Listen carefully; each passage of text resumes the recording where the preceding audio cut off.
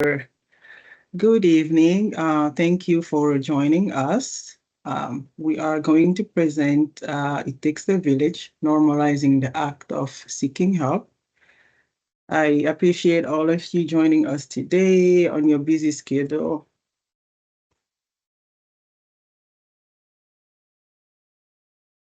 This is the agenda. We will introduce ourselves and then have a brief mindfulness activity. We'll go over the loneliness epidemic and its health challenges. Also, the importance of connection at any age. We'll explore helping versus seeking for help. We will look at limiting beliefs and negative thoughts that keep us stuck from asking for help.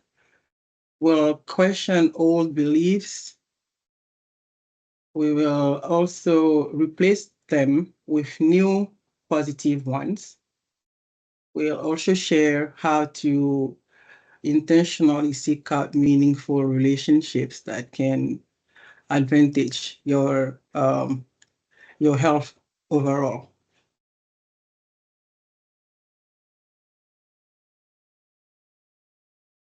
My name is Nagnouma Sako. I am a clinical intern at Ala Health. This is a new career for me. I come from the nonprofit and accounting world at this point of my age. Not that I'm that old. I've decided to follow my passion, helping people and being in the mental health field. I am a person of faith. I am very spiritual. I am family oriented and also community oriented, like many people in the mental health field. I am multicultural. I am well versed in the West African culture, as well as the Anglo-Saxon culture and French culture. I am polyglot. I speak French, English, Malinke, Susu, Jula, and some Fulani. I practice self-care. I walk at least 3 times a week. I do my own cooking. I like eating healthy. I practice mindfulness, yoga, meditation, anything that makes me feel good, being aware and being in the present moment. I practice that. My hobbies are reading, mostly audiobooks because that they fit into my busy schedule. I love traveling. I am in between planes all the time. This is actually a picture of a beach that I visit a lot when I am in Guinea. Um, I love spending quality time with family and friends. I intentionally seek out good experiences in my relationships, at work, and anywhere I am. I make sure that I'm valued, that I respect whatever I give, that I get. Mutual relationships. I seek them out. I will give the floor to Dr. Heather to also introduce herself. Hi, everyone. My name is Dr. Marybeth Heather. I am a licensed clinical professional counselor, which is the LCPC behind my name. I am what's called an approved clinical supervisor. I'm also a nationally approved counselor and certified in what's called DBT. So that's what all these fancy letters behind my name mean. I am the CEO and clinical director of Allow Health, and I'm also a counselor educator. So I work in master's level program to help students learn their counseling skills and get supervision. I'm also very spiritually oriented and community oriented. As I said, I'm certified in DBT, but my strong connection is multiculturally as well, not only in my clinical practice, but in my personal life.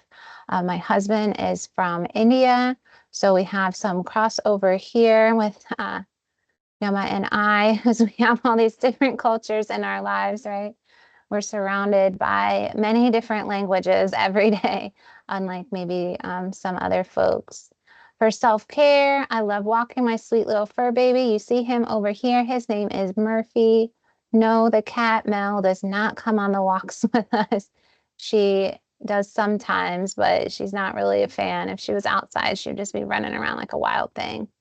I enjoy going to yoga, get up early, go to cycle class.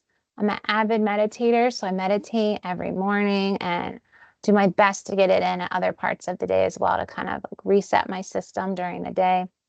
I'm really big on positive affirmations. If anybody loves Louise Hay, just love all of the content that she was wonderful enough to create and give to the world. Audiobooks, I'm an audio learner, so I'm audiobooks. I'm also into some podcasts. I really love more learning about people than doing kind of stories. Traveling for me as well. I have a trip planned for our spring break. I'm going to Sedona, Arizona for the first time, so I'm really looking forward to going on a hike there. I love spending quality time with my family and pets. That's why I included the picture of them here. And when I'm not doing that, I do enjoy doing paint by numbers. So that's where you have the little blocks and then you fill in all the little different colors. It's very relaxing. It's like detail oriented things, you know? Thank you. So we are going to do a little 5-minute mindfulness activity to get us grounded. I will prompt you to what to do. This is hopefully going to help you relax a little bit for people who feel exhausted emotionally, physically. I hear you with everything that's going on right now. We all feel it and we are all in this together. So I invite you to sit in a comfortable, upright position with your feet planted flat on the ground. Rest your hands on your thighs or on your desk or wherever you have in front of you. Notice your breath. No need to breathe in any particular way. Just bring attention to each part of your breath. The inhale, exhale, and space in between. Bring your awareness to each of your 5 senses, one at a time, for about 1 minute each. The point here is to focus on the present moment and how each sense is being activated in that moment. The order in which you pay attention to these senses does not matter. Here, begin to notice all of the sounds around you.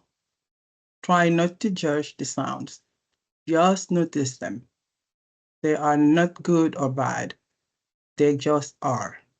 Sounds might be internal, like breathing or digestion.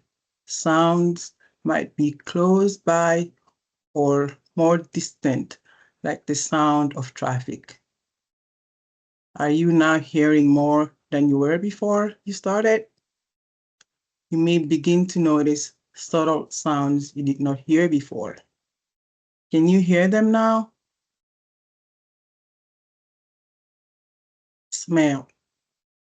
Now shift your attention to notice the smells of your environment. Maybe you smell food. You might become aware of the smell of trees or plants if you are outside. You might notice the smell of books or paper.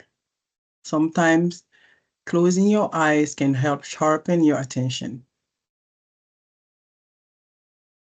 C. Observe your surroundings and notice the colors, shapes, and textures. If you really look, you may notice things that have gone unnoticed.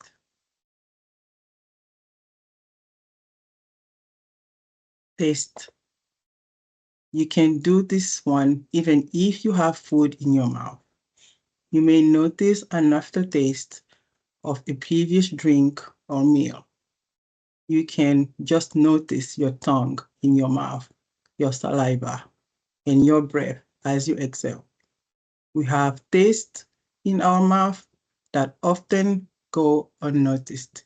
You can run your tongue over your teeth and cheeks to help you become more aware. Touch. The last one. Bring your attention to the sensations of skin contact with your chair, clothing, and feet on the floor. You can notice the pressure between your feet and the floor, or your body and the chair. You can observe temperature, like the warmth of or coolness of your hands or feet. You might take time to feel the textures that you noticed by sight a moment ago. You can feel several objects on your desk or wherever you are around to fully focus your attention on the present. When finished, pause to notice how your body feels in this moment. Compare how you feel now with how you felt 5 minutes ago.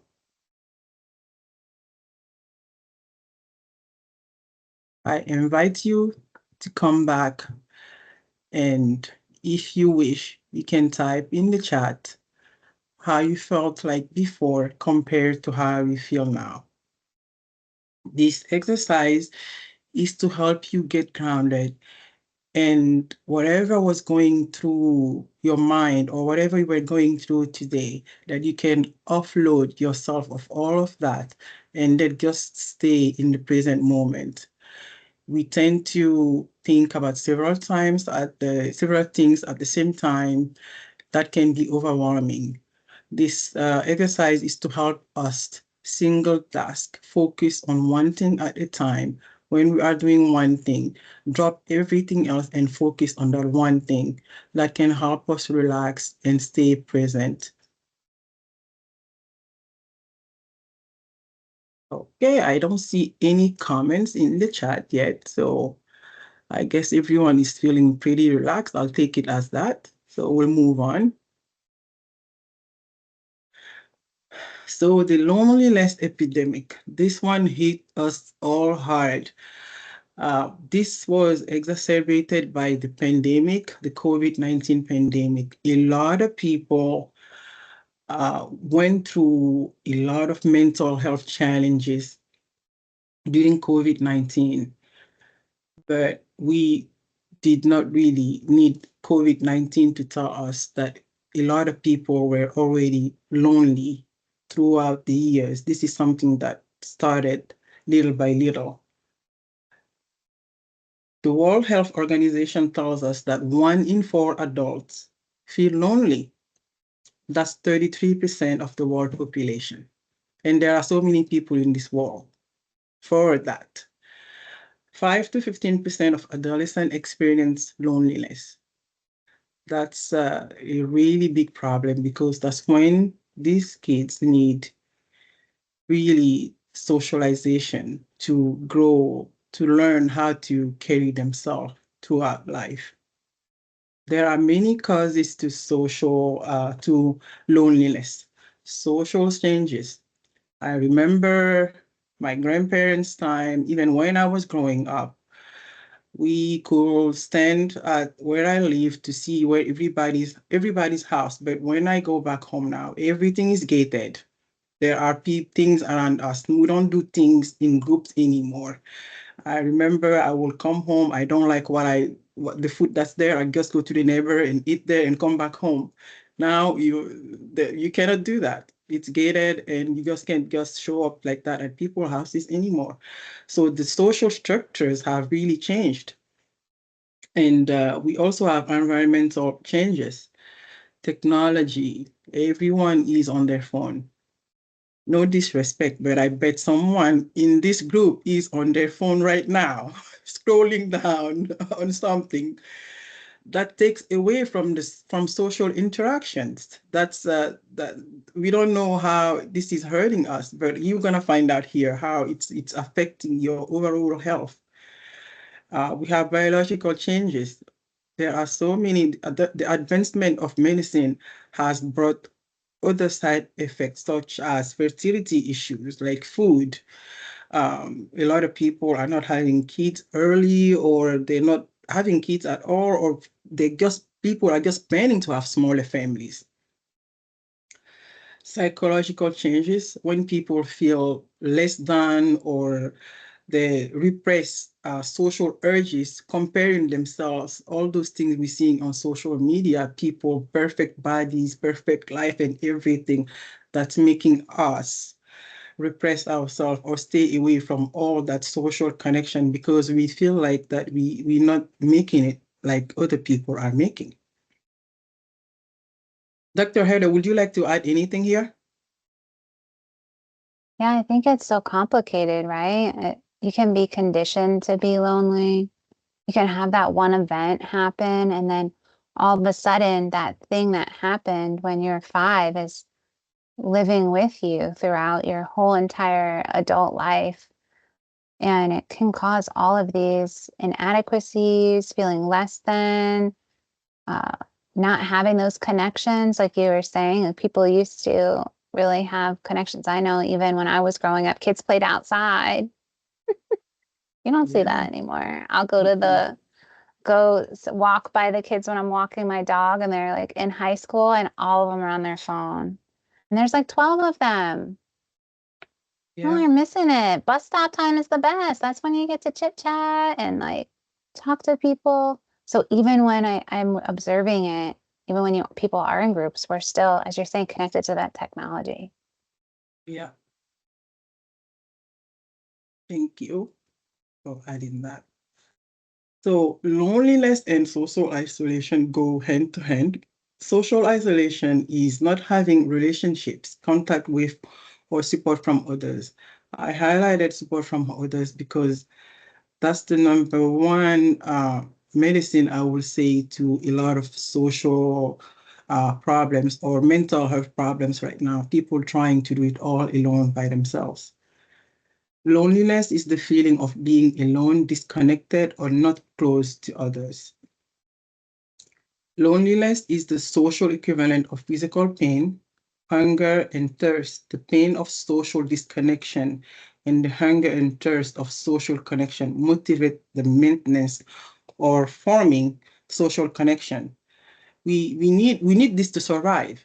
You gotta understand why I'm saying this. We need social connection to survive because it affects our health. Instead of seeking social connection, we suppress our needs and return to maladaptive coping mechanisms such as substance use to survive, to replace just that good feeling that we get from interactions. So these two graphics are here to really show you how important it is to socialize and not to feel lonely. According to the World Health Organization and the Center for Disease, uh, we when you have chronic loneliness throughout your life, let's say from childhood to adolescent and then early adulthood, let's say around 26, your risk of developing dementia goes up by 50% in Alzheimer. Who would have thought? Your risk of early death increases by 25%. And then you have 25%, 30% risk of developing cardiovascular diseases. We'll go into more details into those next slides, but that's serious. And there are other disorders here also on the second graphic that you can develop just by being lonely, by not interacting with people. You can have sleep disorders, weight problems, substance use problems, neurological disorders, kidney and urologic problems. I I hope that you understand how important it is to to break the pandemic, the epidemic, the loneliness epidemic by just looking at these two graphics. Drilling down more on those, the physical health can be stroke or high blood pressure. You can develop those at a young age, not because your genes are, are telling your granddad had it and your mom or someone in your family, yeah, that can put you at risk. But being lonely can exacerbate that risk. Instead of having those things maybe at 50 or 60, you're going to develop those things at 26. If you are lonely because your body is not producing all those happy hormones that your heart and your brain need to develop. And neurological and cognitive disorders such as dementia and Alzheimer. Who would have thought? I thought that dementia had to do with genes or all the sugar people are eating. I never thought that loneliness can put you at risk of developing dementia and Alzheimer. And it also can make your executive function really decrease to the point that you're not as sharp as you used to be at a young age. And a lot of people turn to substance abuse when they are lonely or deprived from social activities or social spaces. They tend to revert to alcohol, drugs, gambling, or porn, all this just so that our body can create hormones that are created by social connection, cuddling, laughing together, sharing happiness or even sadness or grief, and anxiety, depression, social, suicidal ideation, and self-harm, even psychosis, really severe mental health disorders that can come out as consequences of loneliness.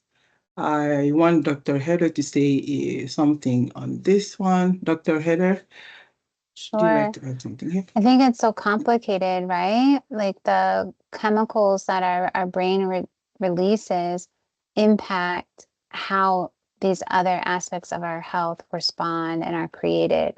So if we're having positive experiences, we're releasing dopamine, right? If we're eating the foods that are nutritious for us, we're also feeding our brain in a positive way. However, some of these other chemicals release the same feeling, that same feel good things, whether that's alcohol, drugs, gambling. You're on a dopamine run. Even technology can do that. You get that when you see that video that you like and it was so funny, and then you watch the next thing. The downside is that when we have all this mix match of chemicals happening in our brain, you can have anxiety start to show up. You can have depression show up. You can have suicidal ideation or even a passive death wish that, oh, well, I just don't want to be here. If I didn't wake up tomorrow, so be it. Or maybe you stand too close to the side of a sidewalk and wonder if you're going to get hit by a car, kind of thing. Loneliness can kind of put you into harm's way, even self-harm, or in more extreme cases, psychosis, right? Psychosis would be auditory hallucinations, visual hallucinations, olfactory, so maybe things you're smelling that aren't there. Textile, you feel like something's crawling under your skin or somebody touched you that's not there. It gets really, really complicated in extreme cases where your health is just first impacted by feeling lonely. Yes. Thank you. Let's go to the next slide. So this slide is to illustrate how we need social interaction and support throughout our life from infancy to old age. When we are babies, kids, or children, we need our caregivers to provide food, shelter, to cuddle, to touch. All those things are important to our nervous system. And as we grow up, we need a sense of safety and the stability that also cannot be achieved without people. and going back to how we were, like in the past, people used to rely on each other to survive. We still need that. So we are wired that way. When we don't get that sense of safety, something gets broken down the line in our system, which causes all these health issues. And we need self-esteem. Self-esteem cannot be achieved without people. We need to be recognized. We need to have some type of control or power and achieve something. And going to self-actualization, that's trying to give back to the community and being aware of what we want and what contribution we want to make to the humankind. So before we get to all those stages, we are all made by people. I don't I don't have an example of successful people who have not been hurt by their entourage at this point.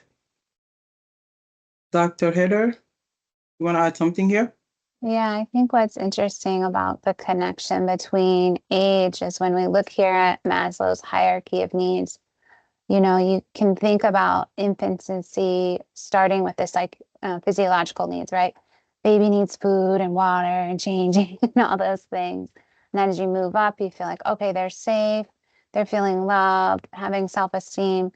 However, through our aging, developmentally, sometimes you can feel safe and actually be self-actualized in childhood and be, I'm the best kid. I can help out other people.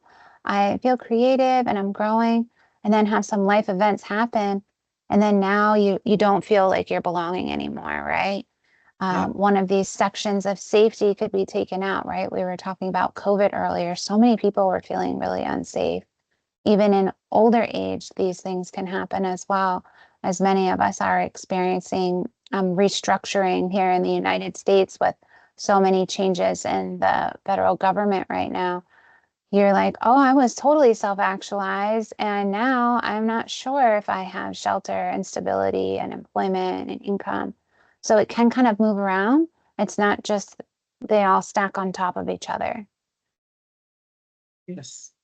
That's a very important point to bring up. It's not linear. People can move up from one to like the third one, and then life situation can make them go back again. And at every stage, we need people to to survive. Okay, let's go to the next slide. We now that you know the importance of avoiding completely being lonely, maybe this how it can affect your overall health. We can talk about now help because people needed to see how loneliness can affect you to be encouraged to say, okay, let me get out of it. I can really try to ask for help now. Um, I want to ask you, and I really want you guys to chat what you think about this. How do you feel about helping others, and how do you feel about asking for help? And then why your answers are different. I want to give you a minute or two to just think about that, or so that we can just see different perspectives.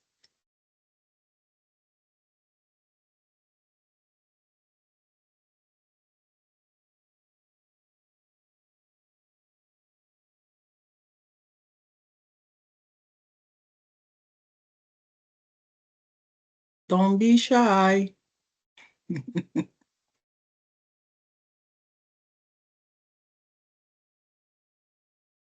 Okay, I don't see. Okay, someone is writing.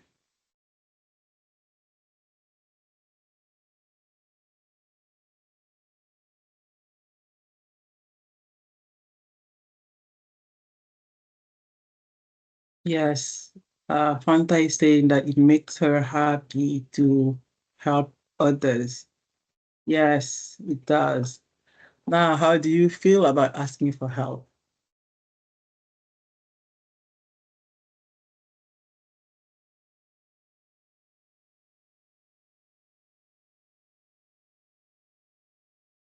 I also don't mind asking for help. I don't have to do everything. That's wonderful.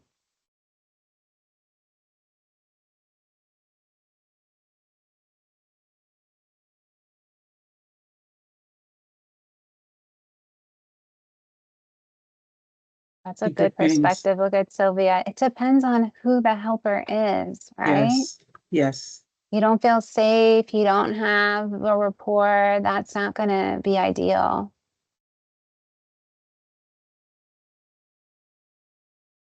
yeah, Shushin says asking for help is hard, but it is getting better. Yeah. yes, I see other comments. I love asking for help, but it's very hard time asking. yes, Others, I feel like I'm a very supportive person, right? And even being the supportive person, sometimes it can be easy to support others, but not um, decide when you need it. You're like, oh no, I got it. I have, I have all those aspects of Maslow's hierarchy of needs. I'm fine, right? I'm good. yes, But maybe you feel off, right? You're like, I'm good, but you can't put your finger on it, you know? yes, Yeah, perhaps it is what kinds of help. Then there's so many different options when we're thinking about, and what we're talking more about is even mental health more specifically here.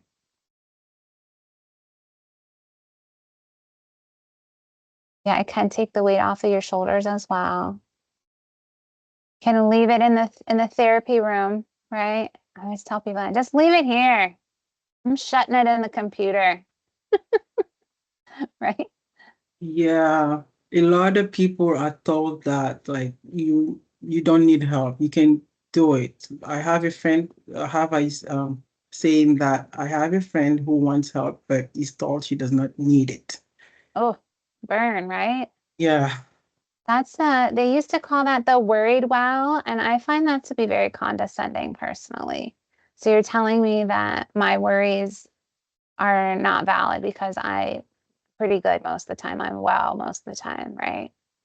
yeah, It's not really accurate or fair, right? That's pretty invalidating. I think that goes back to the previous comment.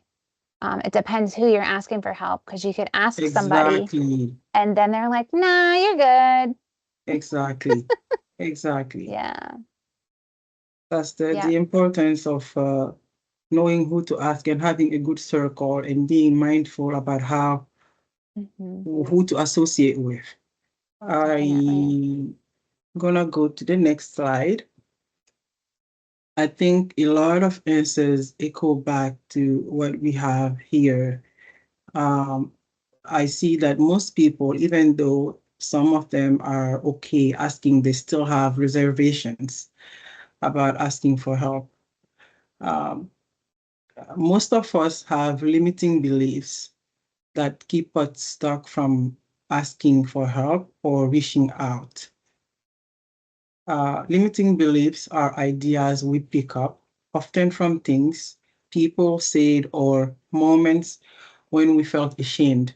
Our mind holds on to these beliefs to protect us from feeling uncomfortable or failing, like a defense mechanism. Even if they're not true, we kind of cling to those things that prevent us from as our truth. They prevent us from asking people and being vulnerable and asking for help. Usually it's a negative association. Asking is associated with being lazy. We criticize ourselves. Asking for help makes me weak. We are concerned about how people see us. People may think less than me, less of me. The self-sacrificing belief, which is very common in a lot of cultures, people sacrificing themselves. You may have heard about the term sacrificial lamb mentality. This is very common in culture, especially with women, putting everyone before their own need, completely abandoning themselves just to, uh, and usually applauded by those cultures. Oh, she puts everyone before herself. She's always exhausted, but she gives everything to people. She doesn't keep anything. Like people, and this is something that we learn from observing, from it passes to us from generations. We see our grandmothers do it, we see our mothers or aunties or anybody doing it, and then we just pick it up. We don't even think about it. It's a belief, it's embedded in our psyche, and then we just go by it. And not wanting to be bothered in return. No judgment. There are some people who just don't like to be bothered for anything. They don't want anybody to ask them anything, so they don't ask in return. No judgment. If you are one of those people, I want you to be curious. Just be curious why you feel that way or why you are that way, because at the beginning of the day and at the end of the day, we will always remain social beings. Just be curious why you are that way.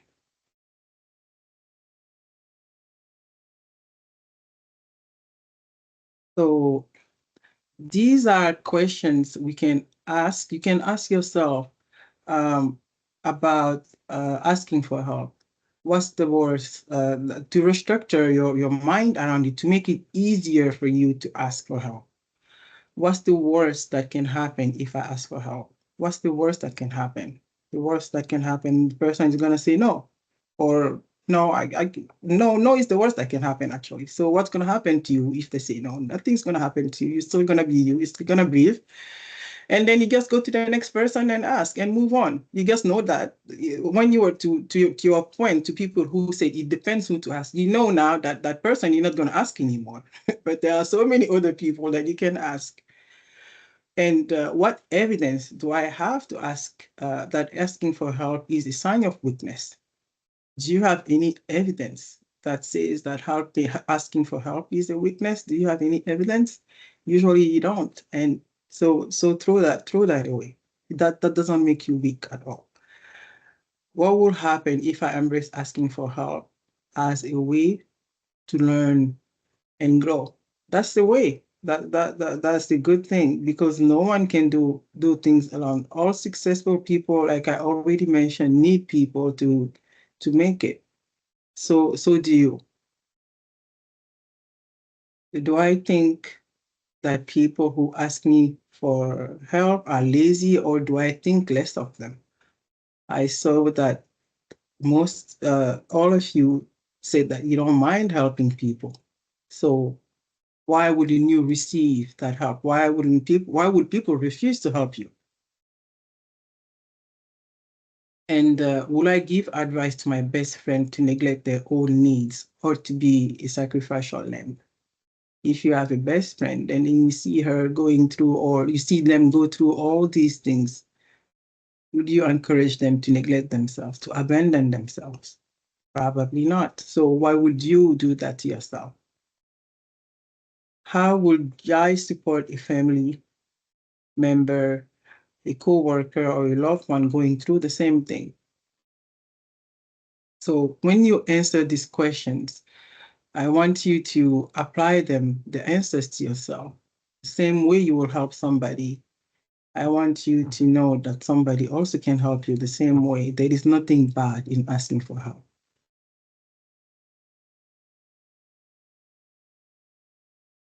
Dr. Heather, do you want to add anything here? I think when I consider these questions, I often think about how, like, what could you think about the good things that could happen too? You know, you have a negative thought, like what's the best thing could happen if you ask for help? What else is there that could change? Do you want to change? If you don't want to keep doing the same thing, then asking can help, can really change how your outcomes are going to be, your daily life. Maybe reach a goal that you haven't ever thought was possible, right? There's so many different avenues that are going to be open once you can start to say, hey, well, this isn't really serving me. What else can I do? How else can I approach this in a new way? Yes, that's such a good point to bring up. Like what good thing can come out of it? So many good things, right? Most definitely. So these are new beliefs that we can replace with the old negative ones to be comfortable in asking for help. Asking for help allows me to grow and learn. Asking for help connects me to others. Asking for help is a collaboration to achieve better results. When you have a lot of people working on something, everyone brings their perspective and it can just get better. Asking for help relieves the stress, anxiety, and overwhelm of doing it all alone. What a relief. You don't have to do it all alone. And you should not have to, and you were not designed to. We should be we cannot. We can't unless you break apart and then you amass all those health issues. Do you really want to have all those health issues by 26 or in your 40s, you're breaking apart already just because you are trying to be strong and trying to keep it together when people are really willing to help you? It's usually sometimes all in our head with those limiting beliefs that keep us stuck. Asking for help is good for my mental health. These are things that you can tell yourself to encourage you to go out there, to socialize, and to ask for help. If you are having a difficult time with these old beliefs, therapy may be good for you. A therapist can help you restructure your mind and help you with whatever you feel stuck on with a lot of different things. Um, that's what we do also at Allah Health. We are exclusively online, and so many other therapists also do the same work to help you just live better.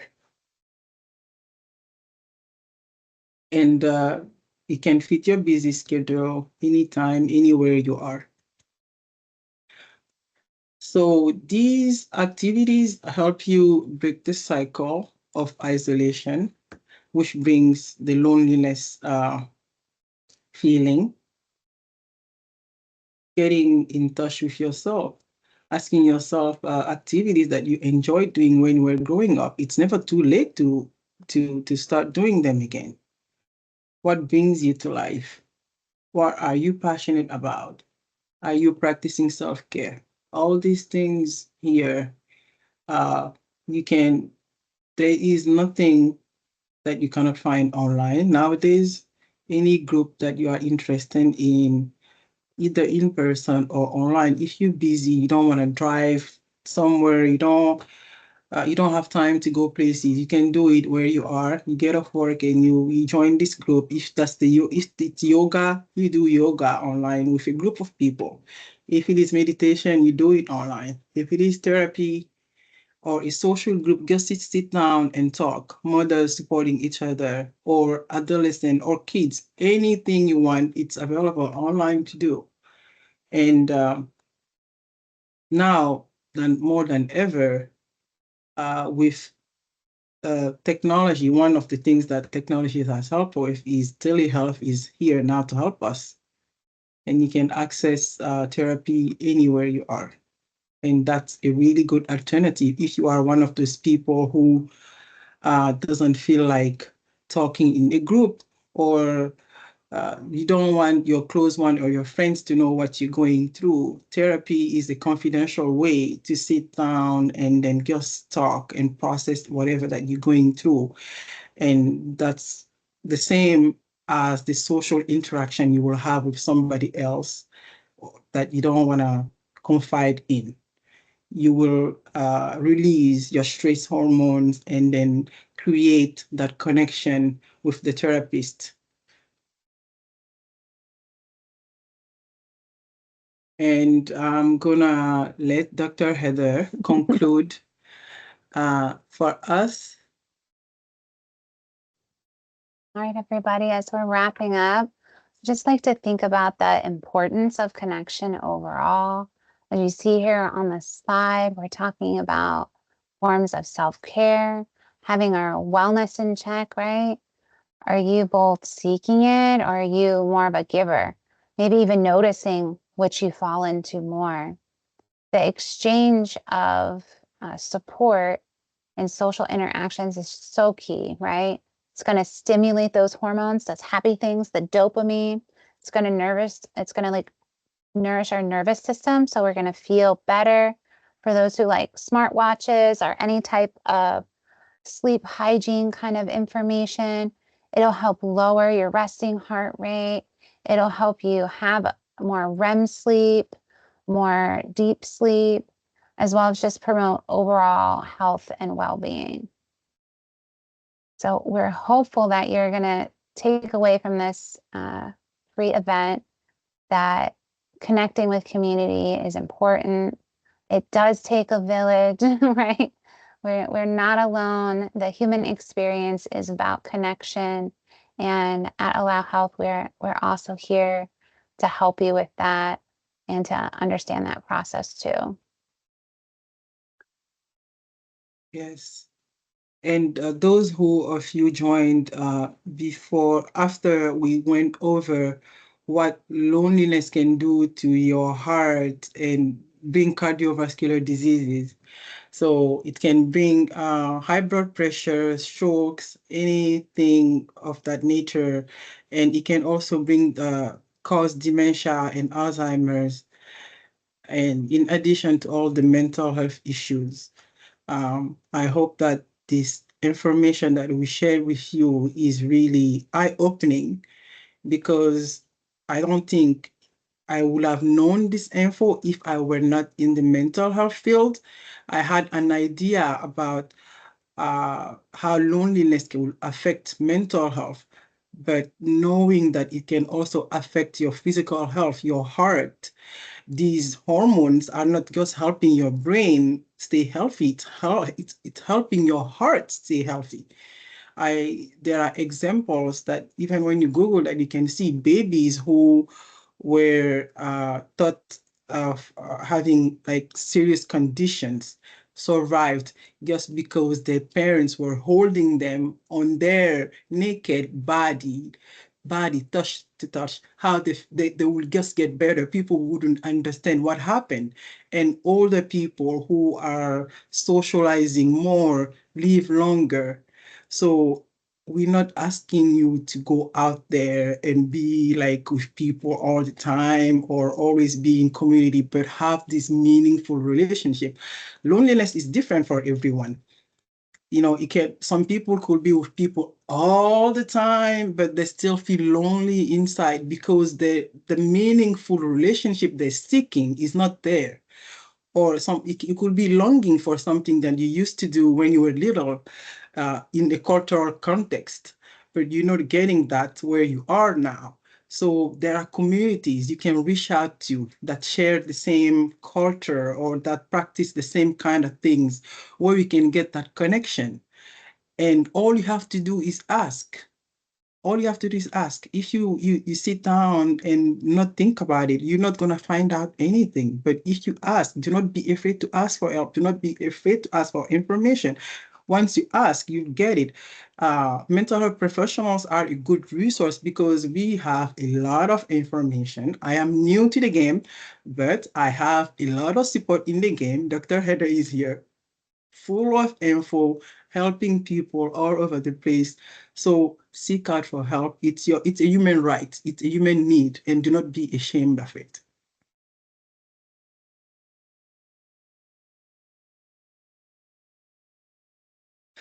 That window thing, that's cute. I know it's fun, right? So if you guys have any questions for us or any comments, we're happy to answer them.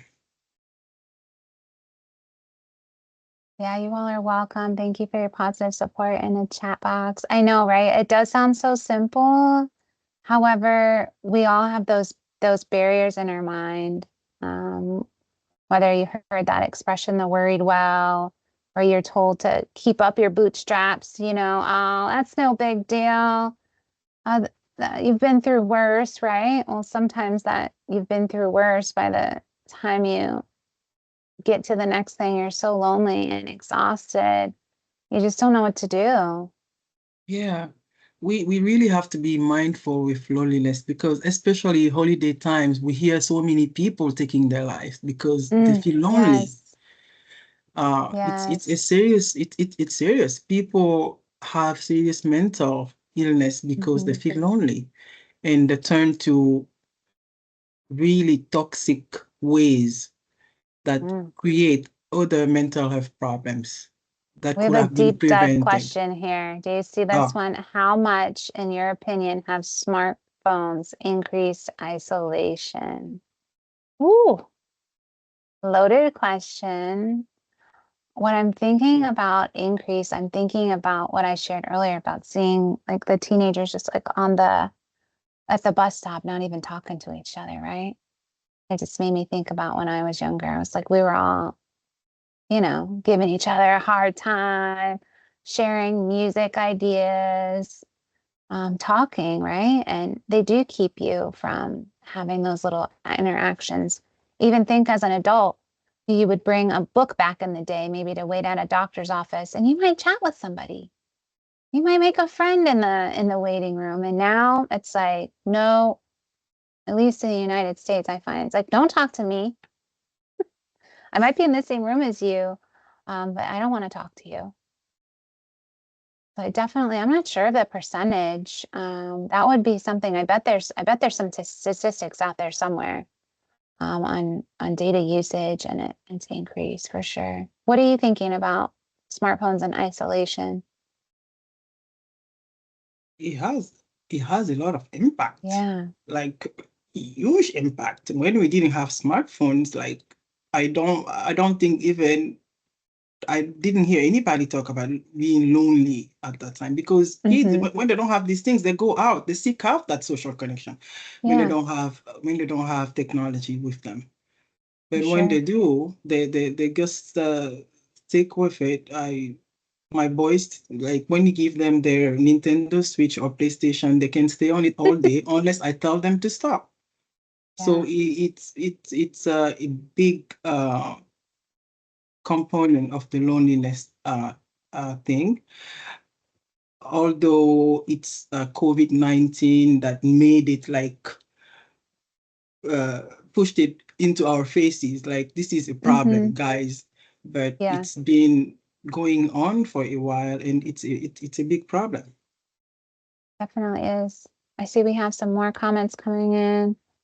Thanks. I'm glad you like the information. Let's see.